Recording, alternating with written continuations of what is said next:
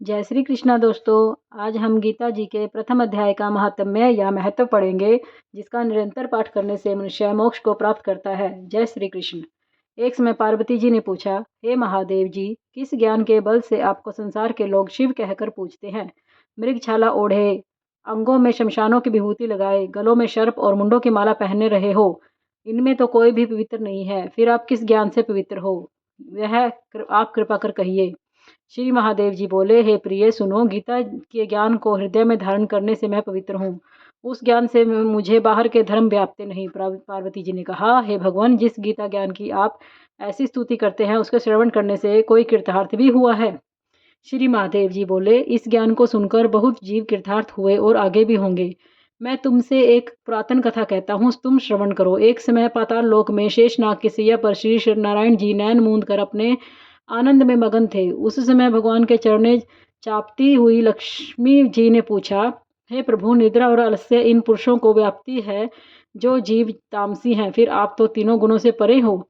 श्री नारायण प्रभु वासुदेव हो, आप जो नैन मूंद रहे हो, यह मुझे बड़ा आश्चर्य है। श्री नारायण जी बोले, हे लक्ष्मी, मुझको निद्रा आलस्य नहीं व्यापता। एक शब्द रूप जो भगवत गीता है, उसमें जो ज्ञान है, उसके आनंद में मगन रहता हूँ। जैसे 24 अवतार मेरे आकार रूप है, तैसी ही गीता शब्द रूप अवतार है। इस गीता में यह अंग हैं। 5 अध्याय मेरा मुख है, 5 अध्याय मेरी भुजा है, 5 अध्याय मेरा हृदय और मन है, 16वां अध्याय मेरा उदर है, 17वां अध्याय मेरी जंघा है, 18वां अध्याय मेरे चरण हैं। सब गीता के जो श्लोक हैं वे मेरी नाड़ियां हैं, और जो गीता के जो अक्षर हैं वे मेरे रोम हैं।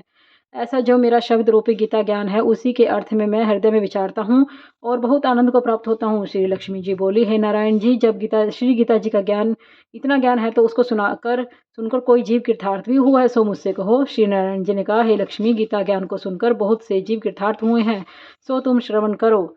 एक शूद्र वर्ण प्राणी था जो चंडालों के कर्म करता था और तेल लवण का व्यापार करता था। उसने बकरी पाली। एक दिन वह बकरी चराने के लिए बाहर गया और वृक्षों के पत्ते तोड़ने लगा। वह सर्प ने उसे डस लिया और तत्काल प्राण निकल गए। मरकर उसे बहुत नरक भोगे और वह बैल का जन्म पाया। उस बैल को एक भिक्षुक ने मोल लिया। वह भिक्षुक बैल पर चढ़कर सारा दिन भिक्षा मांगता, जो कुछ उसे भिक्षा मांगकर लाए हुए कुटुंब के साथ मिलकर खा लेता था। वह बैल सारी रात दूर द्वार पर बंधा रहता, उसके खाने पीने की भी खबर ना लेता। कुछ थोड़ा सा भूसा उसके आगे डाल देता। जब दिन चढ़ता फिर बैल पर चढ़कर मांगता। कई दिन गुजरे तो बैल भूख के मारे गिर पड़ा, परंतु उसके प्राण छूटे नहीं।